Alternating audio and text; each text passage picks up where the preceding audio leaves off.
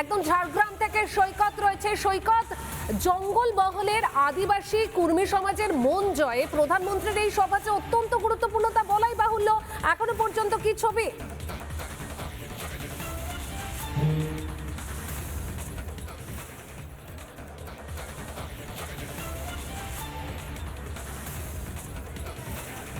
একদমই পায়েল, ঝাড়গ্রাম কিন্তু রাজ্যের রাজনৈতিক দিক থেকে অত্যন্ত গুরুত্বপূর্ণ এলাকা। তার কারণ জঙ্গলমহল এবং সমাজের তফসিলি জাতি, তফসিলি উপজাতি, আদিবাসী এলাকা সমৃদ্ধ এই ঝাড়গ্রামের মোট 7টি যে বিধানসভা কেন্দ্র, সেই 7টি বিধানসভা কেন্দ্রে বিজেপি প্রার্থীদের হয়ে আজকে প্রচার করতে আসছেন প্রধানমন্ত্রী নরেন্দ্র মোদী। আমার ভিডিও জার্নালিস্ট সঞ্জয় নাইয়া সরাসরি প্রস্তুতির চিত্রটা দেখাচ্ছে যে বিশাল স্টেজ তৈরি করা হয়েছে। সেই বিশাল স্টেজ এর পাশাপাশি নিরাপত্তার চিত্রটা একটু দেখাবো। আমার ভিডিও জার্নালিস্ট দেখাচ্ছে পুলিশে 6 লাখ শুধু নয়, কেন্দ্রীয় বাহিনীর নিরাপত্তা মাধ্যমে এই মুহূর্তে কেন্দ্রীয় বাহিনীও একটা দিক নিরাপত্তার দিকটা খতিয়ে দেখছে। একেবারে পেছনের দিকে যে ব্লকটা, সেখানে কেন্দ্রীয় বাহিনীর জওয়ানরা রয়েছেন।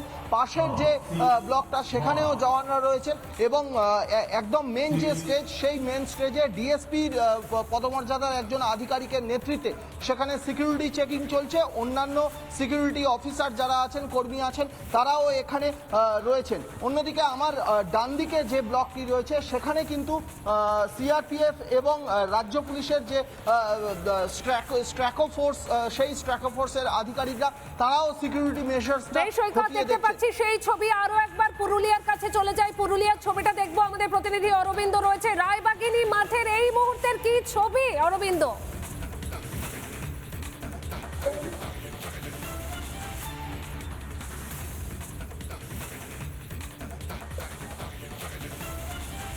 একেবারে পায়েল, আর কিছুক্ষণের মধ্যেই প্রধানমন্ত্রী যে এখানে কিন্তু বক্তব্য রাখবেন এবং ঠিক রায়বাগিনী চিত্রটা দেখাবো। বিজেপি কর্মীরা এখানে এসে পৌঁছেছেন এবং প্রচুর ভিড় এখন জমে গিয়েছে। এখন থেকে কিন্তু লাইনে তারা দাঁড়িয়ে রয়েছেন ভিতরে যাওয়ার জন্য, অর্থাৎ সভা মঞ্চের পাশাপাশি তারা যেন বসতে পায় এমনটাই কিন্তু তারা জানাচ্ছেন। অন্যদিকে রাস্তা থেকে শুরু করে প্রচুর জায়গা কিন্তু একেবারে মোদিজির, যেমন মোদিজিকে সুস্বাগতম জানানো হচ্ছে।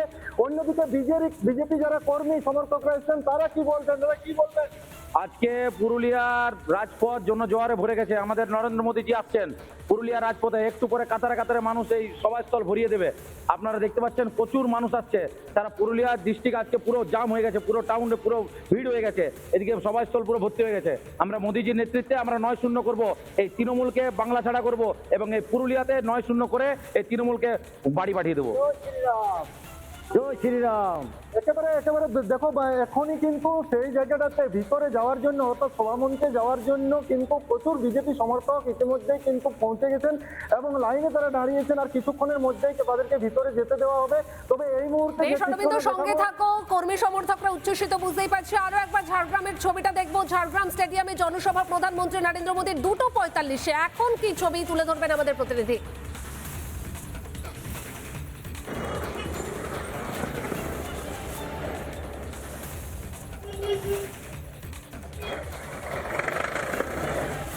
একেবারে দেখো, প্রধানমন্ত্রীর এই সফরকে ঘিরে একেবারে সাজো সাজো রব জঙ্গলমহলে। আর এই সফর, আজ রবিবারের এই সফর প্রধানমন্ত্রীর যথেষ্টই তাৎপর্যপূর্ণ। আমি যে রাস্তাতে রয়েছি, হেলিপ্যাড থেকে এই রাস্তা ধরেই প্রধানমন্ত্রী সভাস্থলের দিকে এগোবেন।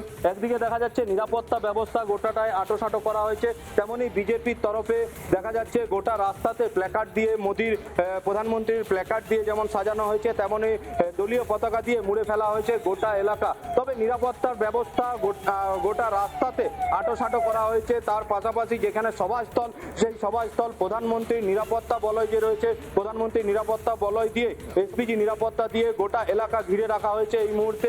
তবে নির্বাচনের আগে, প্রথম দফায় নির্বাচনে ভোট রয়েছে জঙ্গলমহলের আসনগুলিতে। তবে এই আসনগুলিতে যথেষ্টই এগিয়ে রয়েছে বিজেপি শিবির। তবে জয় সুনিশ্চিত করতে আজ ঝাড়গ্রাম সহ বাঁকুড়া, পুরুলিয়া, পশ্চিম মেদিনীপুর একাধিক জেলাতে সভা রয়েছে প্রধানমন্ত্রী।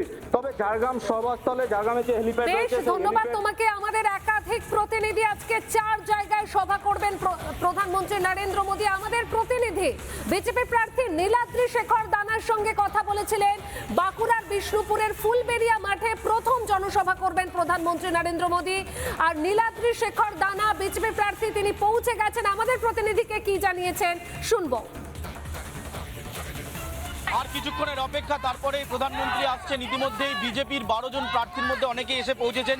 নীলাদ্রিরা রয়েছে। নীলাদ্রিরা, 5টা বছর আপনি এমএলএ ছিলেন, আবার দল আপনার উপর ভরসা করে প্রার্থী করলো।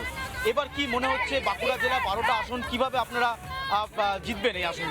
দেখুন, যারা 12 মাস পড়াশোনা করে তাদের জেতার জন্য চিন্তা করতে হয় না, অতএব তার পুরাই প্রিপারেশন হয়ে আছে, মাটি তৈরি হয়ে আছে। বাঁকুড়া জেলা 12তে 12 হবে এবং তৃণমূলকে ঝাঁটিয়ে বিদায় করবে। মাননীয় মুখ্যমন্ত্রী তিনি এক্স হয়ে গেছেন, এক্স থাকবেন। তিনি ভবানীপুর হারবেন, তিনি নন্দীগ্রাম হারবেন, 2 জায়গাতে শুভেন্দু অধিকারী জিতছেন তার নেতৃত্বে। 100 নানা ধরনের কন্টেন্ট দেখার জন্য লাইক করুন, শেয়ার করুন আমাদের ফেসবুক পেজ, সাবস্ক্রাইব করুন আমাদের ইউটিউব চ্যানেল। পাশাপাশি অন্যান্য ব্রেকিং নিউজের জন্য অবশ্যই চোখ রাখুন রিপাবলিক বাংলায়।